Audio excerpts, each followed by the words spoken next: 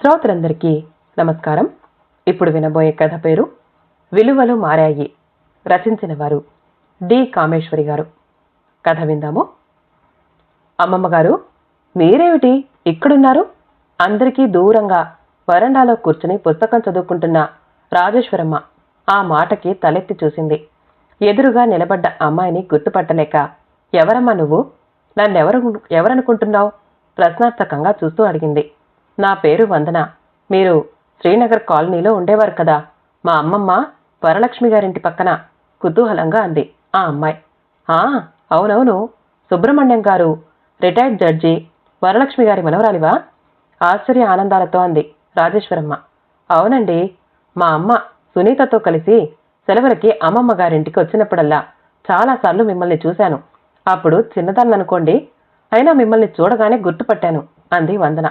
చాలా సంతోషం తల్లి. మీ అమ్మమ్మ గారు పోయాక నాకు మాటా మంచి చెప్పుకునే తోడు కరువయ్యారు. అప్పట్నుంచి మీరంతా రావడం తగ్గిపోయింది. అంతే మరి, తల్లి పోతే తరం పోతుంది అంటారు. మీ తాతగారు అమ్మమ్మ 2 ఏళ్ల తేడాలో పోయారు. దాంతో ఆ ఇంటి కళే పోయింది. ఇప్పుడు మీ మావయ్య ఉన్నారనుకో, అంతేనమ్మా, ఆడపిల్లలకి తల్లి ఉన్నన్ని రోజులే పుట్టిల్లు. అన్నట్టు ఇక్కడికెందుకొచ్చావమ్మా? పాత బంధువుని చూసినట్టు ఆప్యాయంగా అంది రాజేశ్వరమ్మ. నేనొక టీవీ ఛానల్లో పనిచేస్తున్నానండి. ఈ old age home coverage program ఉంటే షూటింగ్ అని వచ్చాను. అవును, మీరేమిటిక్కడ? మీ ఇల్లు, మీ వారు? ఆశ్చర్యంగా అడిగింది. రాజేశ్వరమ్మ విరక్తిగా నవ్వి నిట్టూర్చింది. మా వారు లేరు, మా ఇల్లు లేదు ఇప్పుడు. అలా కుర్చీ లాక్కొని కూర్చోమ్మా. అదేమిటి? కుర్చీలో కూర్చుంటూ అడిగింది వందన. అవునమ్మా, ఆయన పోయి 4 ఏళ్లయ్యింది. ఇల్లు పోయి 6 నెలలయ్యింది. మీ అబ్బాయి అమ్మాయి ఉండాలిగా? తెల్లబోయింది వందన. అమ్మాయి దాని కాపురం అది చేసుకుంటూ బెంగళూరులో ఉంది. అబ్బాయి ఇక్కడే ఉన్నాడు. మరి వదిలేయమ్మా, అవన్నీ ఎందుకిక్కడ? చీకు చింత లేకుండా నిశ్చింతగా ప్రశాంతంగా బాగుందిక్కడ. బలవంతంగా నవ్విందావిడ. ఆ ఇల్లు ఏమైంది? వదలకుండా అడిగింది వందన. ఆ ఇల్లు లేదమ్మా. ఆ పక్కన ఎవరో స్థలం అమ్ముకుంటే మా స్థలం కూడా కలిపి అపార్ట్మెంట్లు కడుతున్నారు. మాకు 2 అపార్ట్మెంట్స్ ఇస్తారట. పాత ఇంటి బదులు అనగానే ఎవరికైనా ఆశే కదమ్మా. మావాడు మరి దానికి అతీతుడు కాదు కదా. నేనున్నన్ని రోజులు ఉండనియరా అని బతిమాల. మంచి ఛాన్సు. ఉట్టి మన ఇల్లైతే 250 గజాలే. ఎవరు కొంటారు? పక్కది ఇది కలిస్తే 1000 గజాలు. అందుకే బిల్డర్ కొని అపార్ట్మెంట్స్ కట్టడానికి ముందుకొచ్చాడు అంటూ ఊదరగొట్టాడు. నేను రాలిపోయేదాన్ని. వాళ్లకి బోలెడు భవిష్యత్తుంది. వాడి ఆశలకి కోరికలకి నేను అడ్డుపడడం ఎందుకని ఒప్పుకున్నాను. అది సరే, ఓల్డేజ్ హోంలో ఉండడం ఎందుకు? మీ అబ్బాయి ఎక్కడ ఉన్నారో అక్కడే ఉండకుండా ఆ ఇల్లు పడగొట్టారు. వాడేదో చిన్న అపార్ట్మెంట్లో అద్దెకుంటున్నాడు. 1 ఏడో 2 ఏళ్ళో అపార్ట్మెంట్ తయారై చేతికొచ్చే వరకు వాళ్లే ఇల్లు ఇస్తారట. ఆ 2 గదుల ఇల్లు వాడికే ఇరుకట. ఇక్కడ నీకు హాయిగా ఉంటుంది.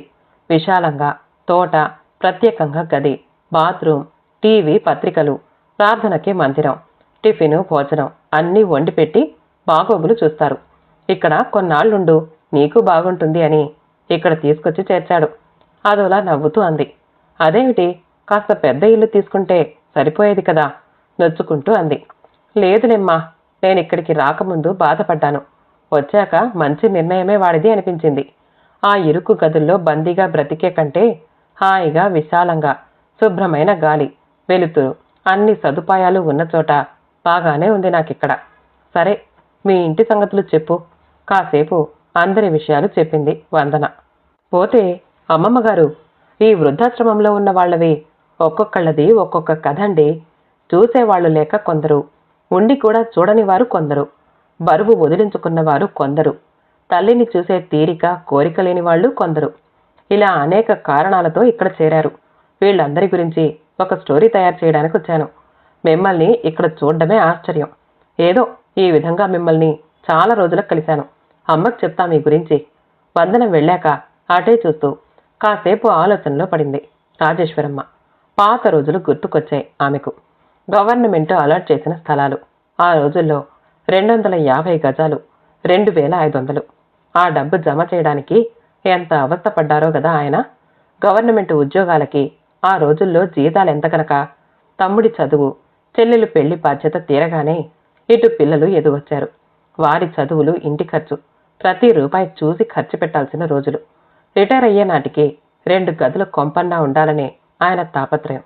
బాధ చూసి పుట్టింటి వారు పెట్టిన 2 పేటల పలకసర్ల గొలుసు అమ్మేసి ఆ స్థలం కొన్నారు. రిటైర్ అయ్యాక చేతికొచ్చిన ప్రావిడెంట్ ఫండ్ 1,45,000 ఖర్చు పెట్టి చిన్న డాబా ఇల్లు కట్టుకున్నారు. చుట్టూ కాస్త స్థలం, మధ్య 2 పడక గదుల హాలు, వంటిల్లు, భోజనాల గది, దేవుడి గది, తమ ఇల్లు, ముచ్చటైన చిన్న కుటీరం.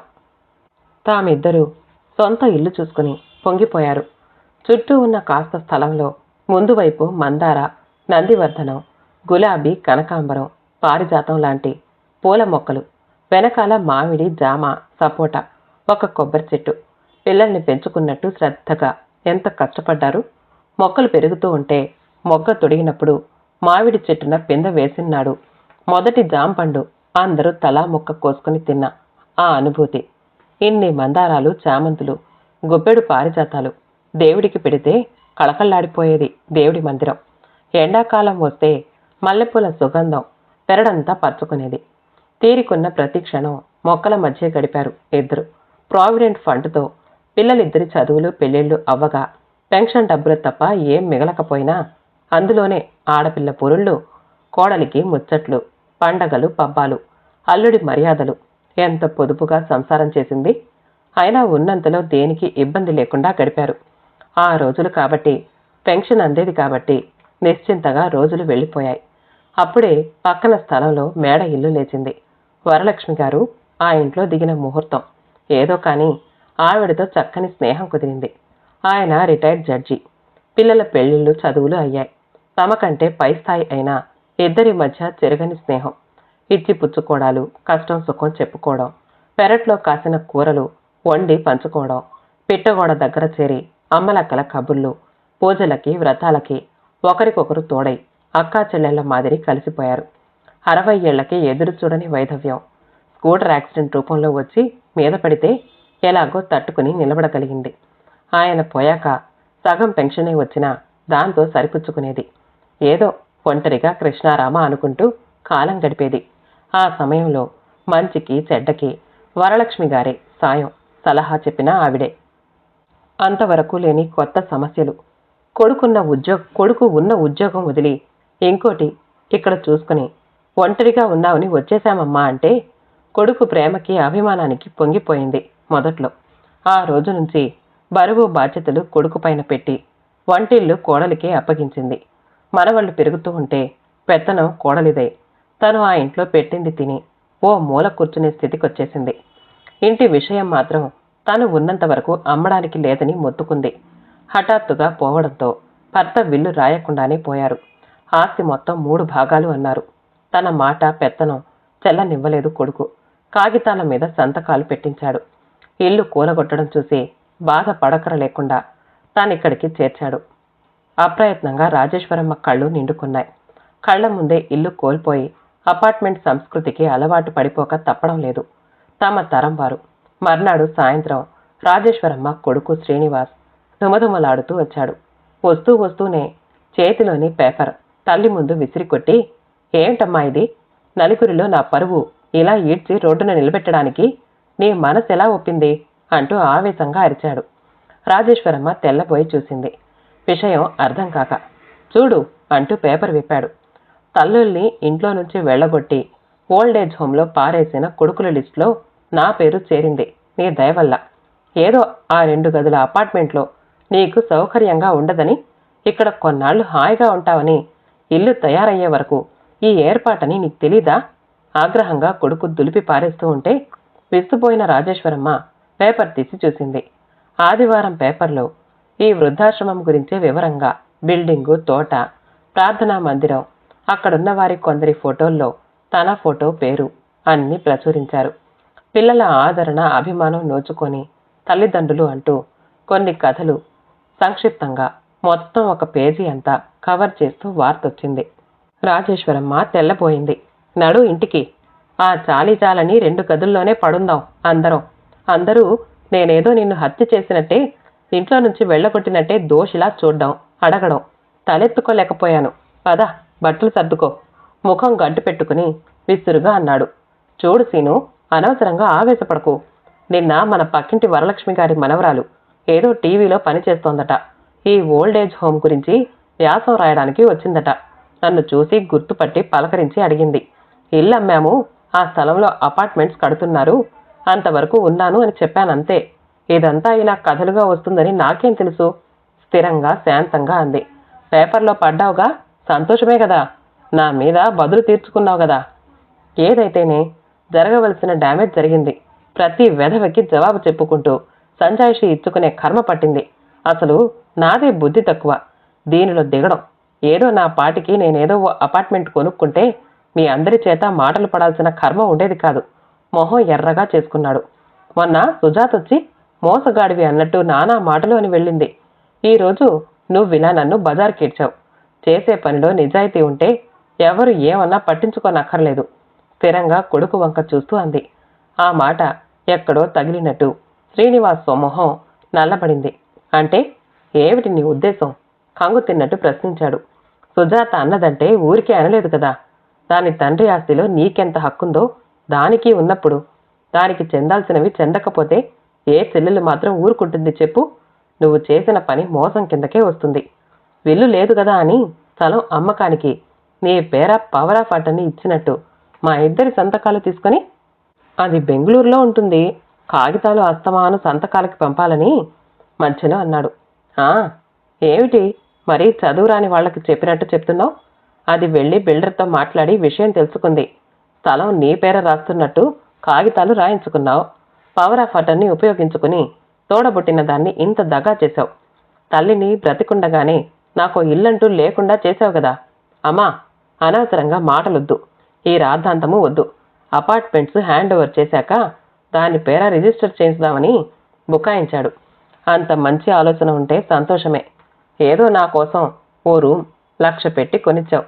బిల్డర్ ఇచ్చిన క్యాష్లో నుంచి నాకు ఆ మాత్రం ఉపకారం చేశావు చాలు. నా పెన్షన్ నాకు తిండి పెడుతుంది. ఈ ఆఖరి రోజుల్లో నాకింతకంటే ఏం అక్కర్లేదు. ముందు కోపం వచ్చినా ఇప్పుడు నువ్వు చేసిన ఈ పని నాకు మేలే చేసింది. హాయిగా చీకు చింత లేకుండా శుభ్రమైన గాలి, ప్రశాంతత, చుట్టూ మాట మంచి జనం, పుస్తకాలు, టీవీ, వసతి అన్నీ బాగున్నాయి. రేపు అపార్ట్మెంట్ తయారైనా నేనింక రాను.